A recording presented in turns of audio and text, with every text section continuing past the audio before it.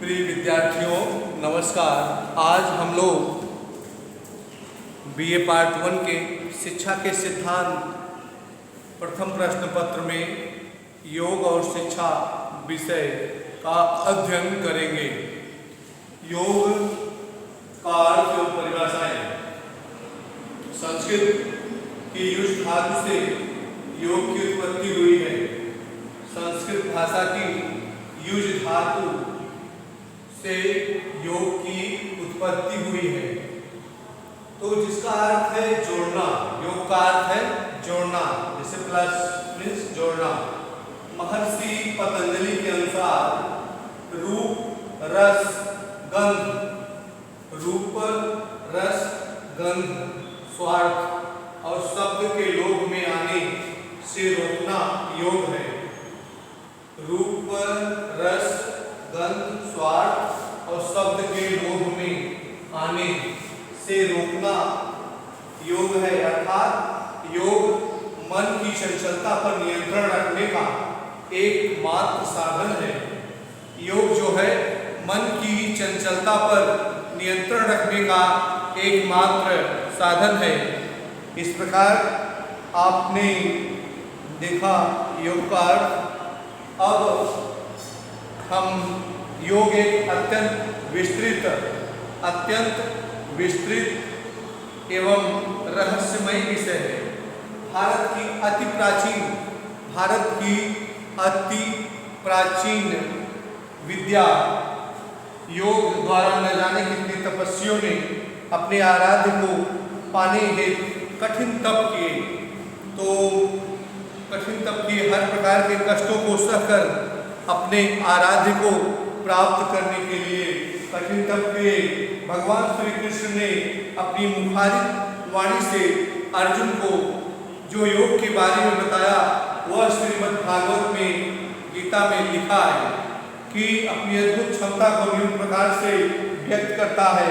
हे अर्जुन, योग ही मात्र एक ऐसा उपाय है जो संपूर्ण संसार के समस्त कष्टों का निवारण करने में सक्षम है।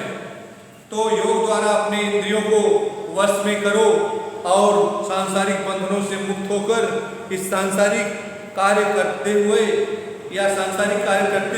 निर्वाण के उस अद्भुत और अलौकिक मन को प्राप्त किया जा सकता है जो समस्त चिंताओं से छुटकारा दिलाता है। तो रोग मुक्ति होती है योग से। अंत में मुझ तक अर्थात भगवान श्री कृष्ण के उस अनंत अविनाशी स्वरूप में जहाँ मुक्ति प्राप्त होती है पहुँचने में सफल होता है। इसी भागवत वाणी के रहस्यों को समझकर योगियों ने इस शिक्षा और समस्त सरल व सहज बनाकर मानव कल्याण के द्वार खोल दिए हैं। तो आपने योग का अर्थ ये देखा। अब तो अर्थात योग से मन की चंचलता पर नियंत्रण रखने का एकमात्र साधन है। तो जब व्यक्ति योग के नियम सीख जाता है तो वह किसी भी कार्य को बड़े ही कुशलता के साथ करता है। तो वह जीवन के महत्व को समझकर योग करता है और विजय पाने की चेष्टा करता है। जीवन के महत्व को समझकर योग करता है और उस पर विजय पाने की चेष्टा करता है। अर्थात योग के द्वारा मन की चंचलता को बांधा जा सकता है। मनुष्य योग के बल से ही शांति, तप, परोपकार, सहानुभूति और आदि का पुजारी बनता है। शांति, तप, परोपकार, सहानुभूति आदि का पुजारी बनता है।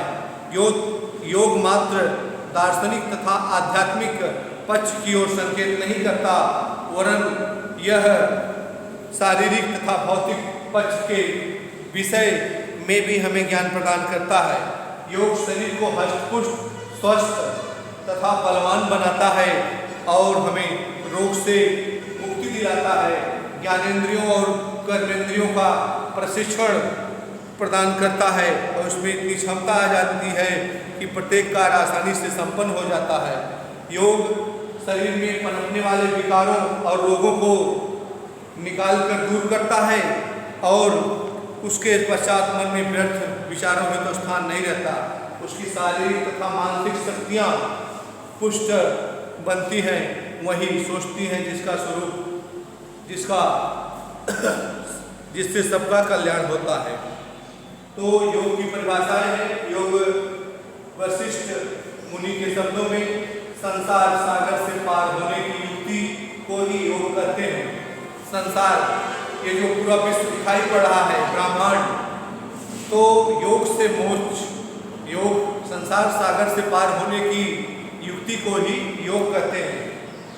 फिर दूसरा है डॉक्टर सर्वपल्ली राधाकृष्णन के शब्दों में योग वह पुरातन पंथ है जो व्यक्ति को अंधेरे से प्रकाश में लाता है। पंथ मीन्स मार्ग। तो योग वह पुरातन पंथ है जो व्यक्ति को अंधेरे से प्रकाश में लाता है। फिर अगला है महर्षि पतंजलि के शब्दों में संयोग योग इत युक्तो जीवात्मः परमात्मनो, अर्थात जीवात्मा और परमात्मा के मिलने का नाम योग है। महर्षि पतंजलि, जीवात्मा और परमात्मा के मिलने का नाम ही योग है। महर्षि पतंजलि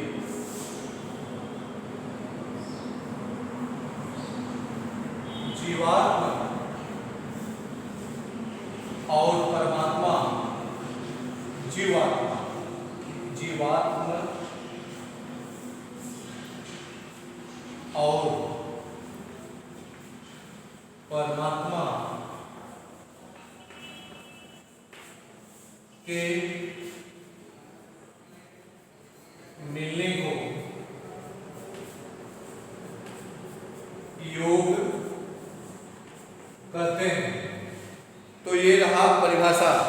और परिभाषाएं हैं तो स्वामी शिवानंद सरस्वती, योग उस साधना या प्रणाली का नाम है जो जीवात्मा या परमात्मा की एकाग्रता का अनुभव होता है। जहाँ जीवात्मा या परमात्मा का एकाग्रता का अनुभव होता है तथा जीवात्मा तथा परमात्मा के साथ ज्ञान पूर्वक संयोग होता है। तो योग की अर्थ और परिभाषाएं हम लोगों ने देखा। अब हम योग के लक्ष्य देखेंगे। उद्देश्य क्या है? योग का लक्ष्य है उद्देश्य की शारीरिक रोगों से मुक्ति दिलाना। दूसरा है कि व्यक्तियों में उत्तम संस्कार तथा मानवीय गुणों को, मानवीय मूल्यों को स्थापना करना। तीसरा है मन के विकारों को बाहर निकालकर चित्त को शुद्ध तथा एकाग्र करना। मन के विकारों को बाहर निकालकर चित्त को शुद्ध तथा एकाग्र करना। चौथा है कि संवेगात्मक रूप से मन को स्थिर करके उसे सबल बनाने में सहायता करना। संवेगात्मक रूप से मन को स्थिर करके उसे सबल बनाने में, मजबूत बनाने में सहायता करना। और नेक्स्ट है पांचवा, योग करने से मानसिक शक्तियाँ विकसित करने के उपयुक्त अवसर प्राप्त होते हैं। तो योग करने से हमारे मानसिक शक्ति को विकसित करने का उपयुक्त अवसर प्राप्त होता है। अगला है नेक्स्ट उद्देश्य है कि इंद्रियों पर कैसे नियंत्रण किया जा सकता है, इस दिशा में मनुष्यों की सहायता करना। इंद्रियां जो कर्मेंद्रियां हैं, ज्ञानेंद्रियां हैं, इस पर नियंत्रण कैसे किया जा सकता है, इस दिशा में योग हमें सहायता प्रदान करता है। फिर नेक्स्ट है कि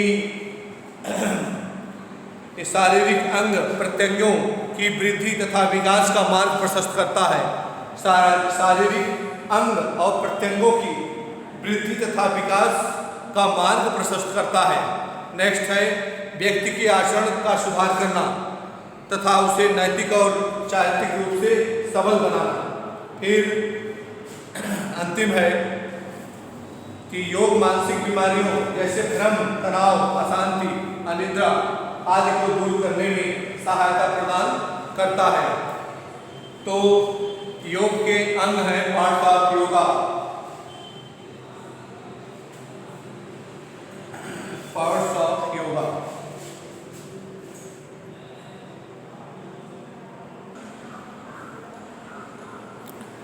हमारे प्राचीन धर्म ग्रंथों के अनुसार योग के 8 अंग हैं। तो योग के अंग पहला है यम, दूसरा है नियम, तीसरा है आसन, चौथा है प्राणायाम, पांचवा है प्रत्याहार, छठा है धारणा, सातवां है ध्यान, आठवां है समाधि। तो ये योग के अंग हैं। पहला है यम। तो यम योग दर्शन के अनुसार अर्थात यम 5 प्रकार के हैं। अहिंसा, सत्य, अस्तेय, यम के भी 5 प्रकार हैं। पहला है अहिंसा, दूसरा है सत्य, तीसरा है अस्तेय, चौथा है ब्रह्मचर्य तथा अपरिग्रह,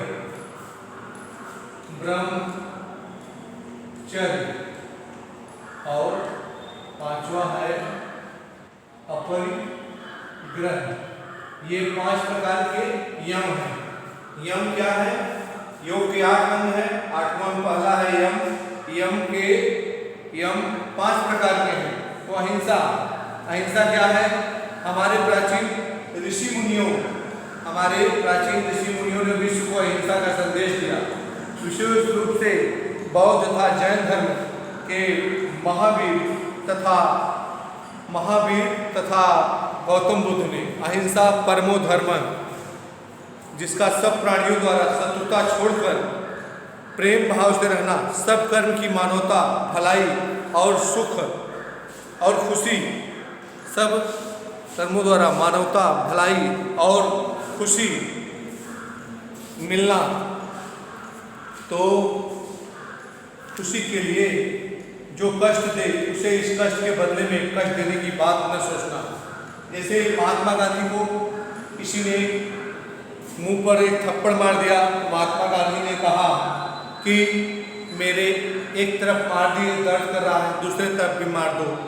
तो यहाँ भी अहिंसा परमो धर्म, सत्य अहिंसा के पुजारी थे महात्मा गांधी।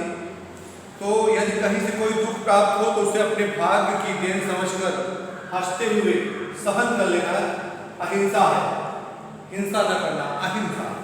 ईश्वर को ही सबका दाता, सबका रक्षक, सबका स्वामी, सबका पालनहार,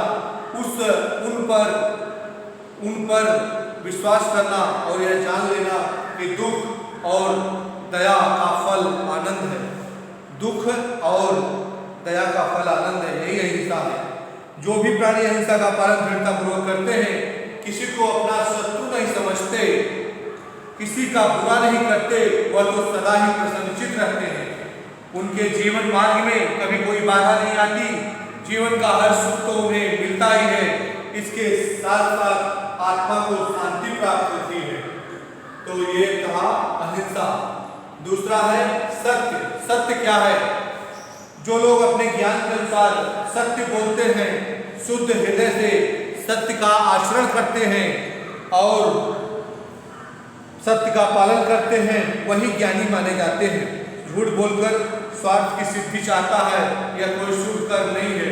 जो लोग झूठ का सहारा लेकर अपना स्वार्थ सिद्धि करना चाहते हैं, उसके अंदर डर, शोक, मोह, चिंता और अपने मन और संशय का प्रवेश होता है। झूठ ही मन में पाप के बीज बोता है। इस पाप के पौधे से ही दुखों का आरंभ होता है। चिंता का बोझ मन पर रहने से स्वास्थ्य भी खराब होने लगता है। अब तीसरा है अस्तेय। अस्तेय क्या है? देखिए, पदार्थ के स्वामी की आज्ञा के बिना किसी पदार्थ की इच्छा भी न करना। तो माँ बाप आदि जो अपने पदार्थ खुशी से दें, जिन पदार्थों के ग्रहण प्राप्त करने में किसी को दुख न हो, तो और न ही सुख ही भोगना हो, जो पदार्थ देव ऋण, पितृ ऋण, ऋषि ऋण आदि ऋणों से उऋण हो कर शेष रह जाते हैं। पितृऋण, देव ऋण और ऋषि ऋण से उऋण होकर शेष रह जाते हैं, वही अपने तथा दूसरे के हैं। जो अपने शुभ संस्कारों की योग्यता को प्राप्त कर लेता है, जो धर्म युक्त पुरुषार्थ से पदार्थों को प्राप्त करता है और अपना कर्तव्य और प्राप्त करता है और अपना कर्तव्य समझता है, जो अपनी आमदनी से अधिक खर्च नहीं करता, जो काम क्रोध लोभ मोह से दूर रहकर अपनी जरूरत के अनुसार सब अच्छी चीज़ों का संग्रह करता है और अपना हर कार्य दूसरे लोगों की भलाई के लिए करता है, तो उसके लिए इस संसार का हर पदार्थ उपलब्ध हो सकता है। उन्हें किसी चीज़ की कमी नहीं है, उसके लिए इस संसार का हर पदार्थ उपलब्ध होगा। सुख के सारे द्वार खुले रहेंगे और उनकी हर इच्छा पूरी होती है। उसके बाद है चौथा, ब्रह्मचर्य। तो जो प्राणी मैथुन का त्याग करते हैं, नर नारी के बीच में संबंध बनाने की इच्छा ही नहीं रखते, वही ब्रह्मचारी कहलाते हैं। उनका यह धर्म होता है कि सदा नीचे दृष्टि रखें और एकांतवास करें, किसी का स्पर्श नहीं करना और समय को व्यर्थ न होना। इस काम के साथ ही नियम पूर्वक सब काम करना, खाने में सदा शुद्ध वैभव खाना, प्रभु की याद के लिए सुबह जल्दी उठ जाते हैं और वे सदा सुख प्राप्त करते हैं। जो लोग ब्रह्मचर्य का पालन करते हैं, वे सदा सुख प्राप्त करते हैं, संसार में हर बुराई से दूर रहते हैं, सदा शुभ कर्मों के बारे में ही सोचते हैं, अच्छी कल्पना के साथ साथ अच्छे कर्म करते हैं और पवित्रता से उनके विचार भी शुभ रहते हैं। अच्छे कर्म करने का प्रभु भी उनसे प्रसन्न रहते हैं। अगला है अपरिग्रह। तो अपरिग्रह में है स्वार्थ, अभिमान, अत्याचार, झूठ, पाखंड से दूर रहना और बुरी वस्तुओं का त्याग करके इसके साथ अपनी लालसाओं को कम कर देना। फालतू वस्तुओं को घर में न रखना। तो इस तरह दूसरों की भलाई की बात सोचना, बुरे विचारों को मन में न आने देना और सदा एकांत में बैठकर शांति को आशा करना, एकांत में बैठकर अपने जीवन के पथ और आगे और पीछे नजर डालकर उसका आकलन करना और अच्छाई और बुराई की तुलना करना, फिर बुराई को त्याग देने का प्रण करना, अच्छे लोगों का संग और अच्छी भावनाएं, ज्ञानवर्धक किताबें पढ़ने का शौक और लगन, ये सब भले आदमी की ऊंची कल्पना के लक्षण लगते हैं। तो अपरिग्रह हो गया। अब हम अगला देखेंगे दूसरा, अपने ये नियम है। दूसरा क्या है? पहला था यम, दूसरा है नियम। तो नियम में है 5 नियम है: शौच, संतोष, तप, स्वाध्याय तथा ईश्वर प्रणिधान। शौच, संतोष,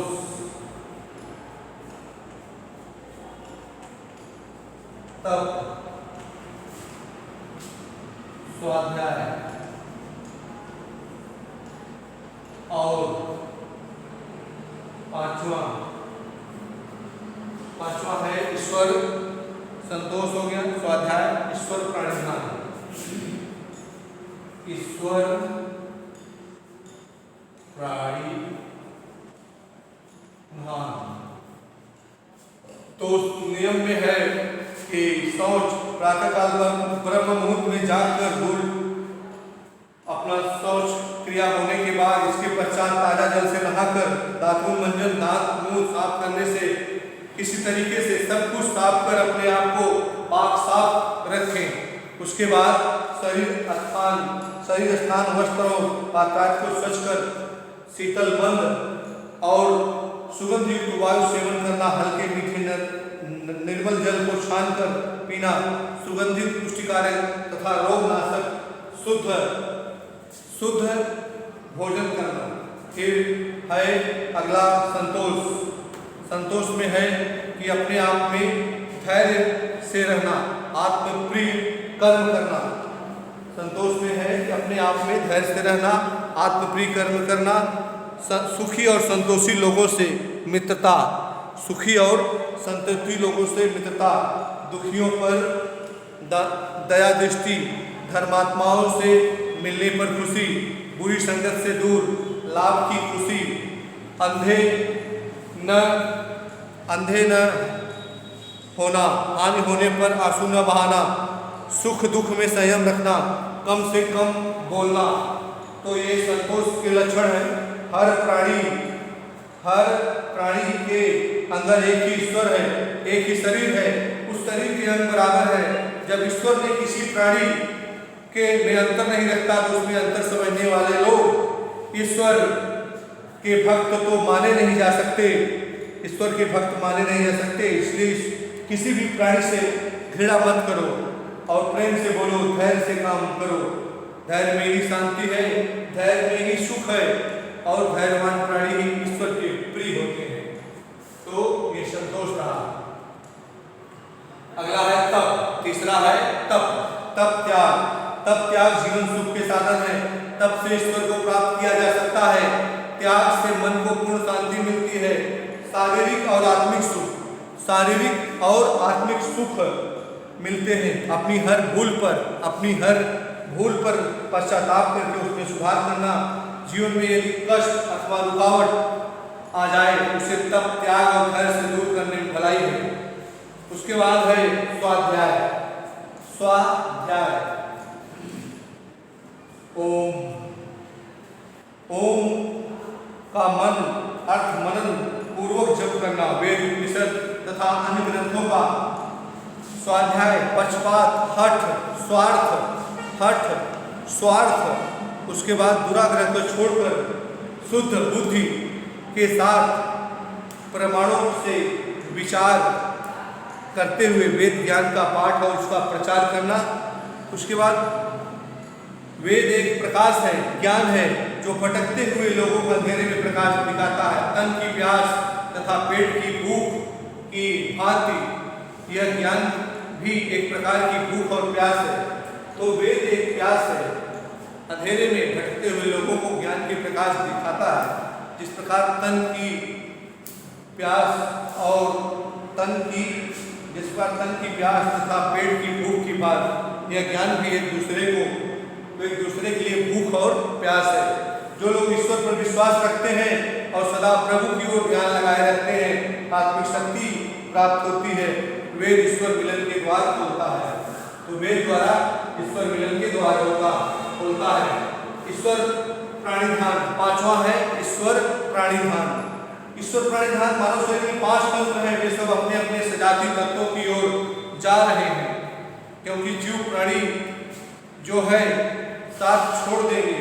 ईश्वर प्राणिधान में 5 तत्व हैं, तो उनमें प्राणी उनमें से नहीं है, परंतु कुछ मिलते जुलते ईश्वर और हम निराकार चेतन है। तो ईश्वर तो किसी कल्पना का नाम नहीं, बल्कि संसार के स्वामी का नाम है। उस महाशक्ति का नाम है जिसने इंसान को जन्म दिया है। वह तो है योगासन, उसी योग तक पहुँचने का एक द्वार है जिसे खोलकर आप बड़ी आसानी से पहुँच सकते हैं। फिर तीसरा है आसन। तीसरा क्या है? आसन। आसन में है कि जिसकी सुखपूर्वक शरीर और आत्मा, जिसकी सुखपूर्वक शरीर और आत्मा स्थिर हो, उसको आसन बोलते हैं।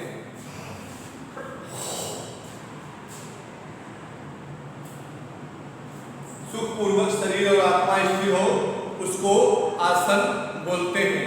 जिस वन में स्वभाव से ही काले मृग विचरते हैं, जिस वन में स्वभाव से ही काले मृग विचरते हैं, जहाँ उत्तम जलाशय हो, जहाँ और शुद्ध झरने का झरझर करते हो, जहाँ शुद्ध वायु हो, चारों ओर शांति हो, वहीं पर आसनों का आनंद आता है।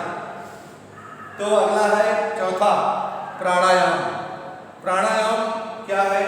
वासना तथा श्वास, प्राण। तो इसमें एक पर विजय मिल जाए तो दूसरे पर अपने आप ही मिल जाती है। प्राणायाम में है वासना दूसरा है श्वास, कोष्ठक में प्राण। तो एक पर विजय मिल जाए तो दूसरे पर स्वयं भी मिल जाती है। तो जब भी मन को श्वास क्रिया से जोड़ा जाता है तो मन श्वास को अंदर आते जाते देखता रहता है, श्वास प्रश्वास पर ही केंद्रित रहता है और केंद्रित हो जाता है। यदि ऐसे में यदि आप मन को श्वास पर टिकने में सफल हो जाते हैं तो मन इंद्रियों और उसके विषयों से अलग हो जाता है। मन क्या है? इंद्रियों और उसके विषयों से अलग हो जाता है, तो उससे वासना से मुक्ति मिल जाती है। फिर नेक्स्ट है प्रत्याहार। अपने मन व इंद्रियों को सांसारिक सुख भोग की लालसा, जो संसार का हम लोग सुख भोग रहे हैं, इसकी इच्छा से मुक्त करना, आत्म हटाकर आत्म साक्षात्कार की ओर लगना और मन की वृत्तियों पर संयम रखना, निग्रह करना आदि प्रत्याहार है।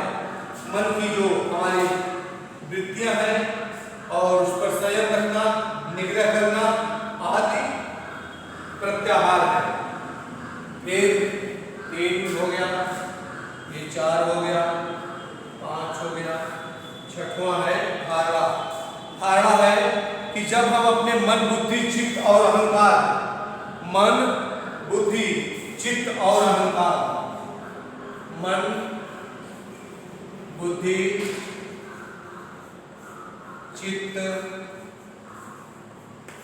और अहंकार